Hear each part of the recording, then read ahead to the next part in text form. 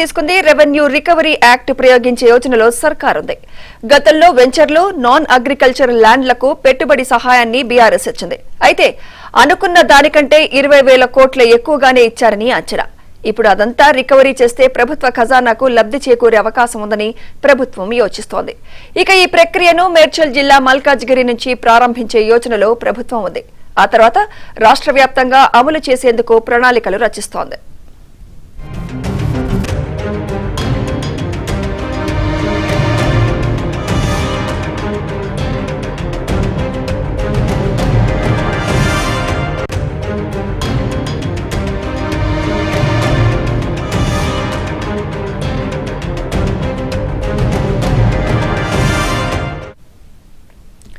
Right, ఇదే అంశంపై మరింత సమాచారం మా ప్రతినిధి రాజేష్ అందిస్తారు. రాజేష్, రైతు బంధు అంశంపై ప్రభుత్వం కీలక నిర్ణయం తీసుకోబోతున్నట్టు తెలుస్తోంది. మీ దగ్గర అప్డేట్స్ ఏంటి రాజేష్? Good afternoon. మొత్తానికి 10 ఏళ్ల పీరియడ్లో బీఆర్ఎస్ ప్రభుత్వం అనుసరించినటువంటి కొన్ని సంక్షేమ కార్యక్రమాలు ఇప్పుడు ప్రస్తుతం కాంగ్రెస్ పార్టీ ప్రభుత్వంలో ఇబ్బందికరంగా మారాయి. రైతు సంక్షేమం పేరిట రైతు బంధు కార్యక్రమాన్ని అత్యంత ఘనంగా రాష్ట్ర వ్యాప్తంగా ఉన్నటువంటి 56 లక్షల మందికి పెద్ద ఎత్తున ఇచ్చామని చెప్తున్నటువంటి బీఆర్ఎస్ పార్టీ అప్పట్లో అనూహ్యంగా చాలామంది బెనిఫిషరీ లిస్టులో లేనటువంటి వారికి సైతము అనుకున్న దానికంటే 20,000 కోట్ల రూపాయలు అదనంగా ఇచ్చినట్లు కాంగ్రెస్ ప్రభుత్వం భావిస్తూ ఉంది. దీనికి సంబంధించినటువంటి డీటెయిల్స్ అన్నా కూడా రాష్ట్ర ప్రభుత్వం తరఫున ముఖ్యమంత్రి రేవంత్ రెడ్డికి ఇప్పటికే చేరిపోయాయి. రైతు బంధు పేరిట ఇవ్వదలసినటువంటి ఆర్థిక సహాయం ఏదైతే ఉందో దీనికి సంబంధించినటువంటి విషయంలో గైడ్ లైన్స్ పూర్తి స్థాయి మినహాయింపునిస్తూ బడా పారిశ్రామికవేత్తలకు, రాజకీయ నాయకులకు, ఇతరత్ర భూస్వాములకు, పెద్ద ఎత్తున ఫామ్ హౌస్లు కలిగి ఉన్నటువంటి వారందరికీ కూడా చిన్నకారు సన్నకారు రైతులకు ఇవ్వాల్సినటువంటి రైతు బంధు పథకం కాస్త 100 ఎకరాలు ఉన్నటువంటి రైతులకు ఇవ్వడం పట్ల, 100 ఎకరాలు ఉన్నటువంటి ఆసాములకు ఇవ్వడం పట్ల అప్పట్లో రాష్ట్ర ప్రభుత్వానికి పెద్ద ఎత్తున నష్టం వాటిల్లింది. దీన్ని తిరిగి పూడ్చేటువంటి కార్యక్రమానికి సంబంధించినటువంటి అంశంలో రేవంత్ రెడ్డి చాలా సీరియస్గా ఉన్నట్టు తెలుస్తుంది. గతంలో బీఆర్ఎస్ ప్రభుత్వం అధికారంలో ఉన్నటువంటి సందర్భంలో తీసుకొచ్చినటువంటి ఒక రైతు బంధు కార్యక్రమానికి పెద్ద ఎత్తున విశేష స్పందన వచ్చిందని చెప్పేసి బీఆర్ఎస్ ప్రభుత్వం అప్పట్లో అనౌన్స్ చేసింది, పలుమార్లు ప్రకటించినటువంటి పరిస్థితి ఉంది.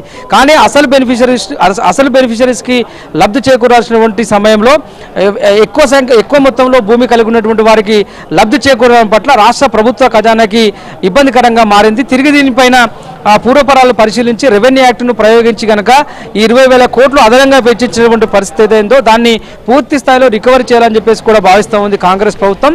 ఇది పైలట్ ప్రాజెక్టు కింద మల్కాజ్గిరి జిల్లాకు సంబంధించినటువంటి పోచారం విలేజ్ నుంచి మొదలుపెట్టాలని చెప్పేసి భావిస్తుంది. ఈ మేరకు ఇప్పటికే మేడ్చల్ మల్కాజ్గిరి జిల్లా కలెక్టర్ నుంచి ఆ సంబంధిత తహసీల్దార్కి ఒక నోటీసులు అయితే జారీ చేశారు.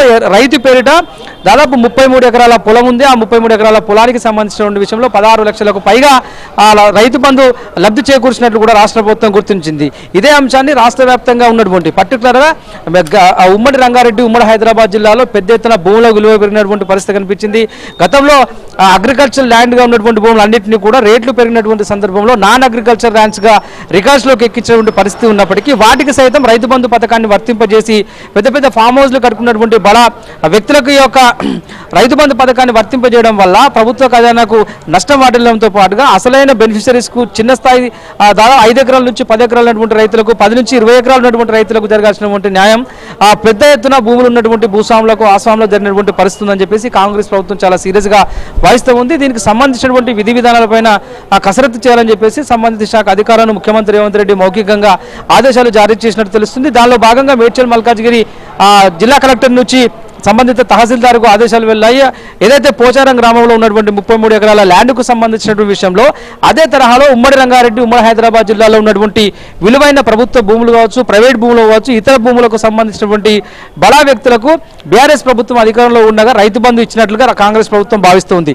దీన్ని తిరిగి కనుక రెవెన్యూ యాక్ట్ ప్రయోగించి ఈ అమౌంట్ అంతా కూడా రికవర్ చేసే అంశానికి సంబంధించినటువంటి విషయంలో సాధ్యాసాధ్యాలను పరిశీలించాలని ముఖ్యమంత్రి రేవంత్ రెడ్డి సంబంధిత శాఖ అధికారులను ఆదేశించినట్టు తెలుస్తుంది. ఒకవేళ ఇదే కనుక జరిగితే ఏ విధంగా ఈ అమౌంట్ రికవర్ చేయాలి, రికవర్ చేస్తే తలెత్తేటువంటి అంశాలు ఏంది, ఇతరత్ర ఇబ్బందులు ఏ విధంగా ఉండబోతున్న అంశంపైన పూర్తి స్థాయిలో సాధ్యాసాధ్యాలను పరిశీలించి ముందుకు వెళ్ళాలని చెప్పేసి కాంగ్రెస్ ప్రభుత్వం భావిస్తూ ఉంది. ఇదే కనుక జరిగితే మరొక 20 నుంచి 25,000 కోట్ల వరకు కూడా రాష్ట్ర ప్రభుత్వానికి లబ్ధి చేకూరే అవకాశం కనిపిస్తుంది. అయితే పూర్తి స్థాయిలో ఇది సాధ్యపడుతుందా లేదన్న దాని మీద మాత్రం రాష్ట్ర ప్రభుత్వం మరింత కసరత్తు చేసి ముందుకు వెళ్లాల్సిన అవసరం అయితే ఉంటుంది. Right, thank you.